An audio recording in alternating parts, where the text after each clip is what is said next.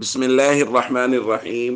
عن ابن عمر رضي الله تعالى عنهما قال قال رسول الله صلى الله تعالى عليه وسلم في الحديث: استودع الله دينك وامانتك وخواتيم عملك. رواہ الترمذی۔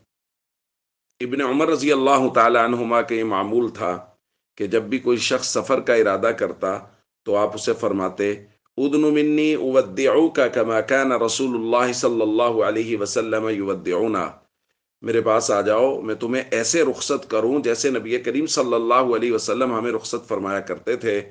اور پھر ابن عمر رضی اللہ تعالیٰ عنہما اس کو یہ دعا دیتے: استودع اللہ دینک و امانتک و خواتیم عملک، کہ میں تمہارے دین، تمہاری امانت اور تمہارے آخری عمل کو اللہ کے سپرد کرتا ہوں۔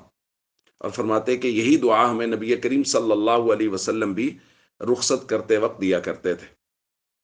دوستو، یہ کس قدر خوبصورت دعا ہے! دین، امانت اور آخری عمل، اس کی خوبصورتی کی دعا اور اس کو اللہ کے سپرد کرنے کی دعا۔ تو جب بھی کسی کو رخصت کریں، کوئی سفر سے آیا ہو، واپس جا رہا ہو، یا گھر کا کوئی فرد سفر پہ جا رہا ہو، تو اس کو رخصت کرتے وقت یہ مسنون دعا ضرور پڑھنی چاہیے۔ السلام علیکم ورحمۃ اللہ وبرکاتہ۔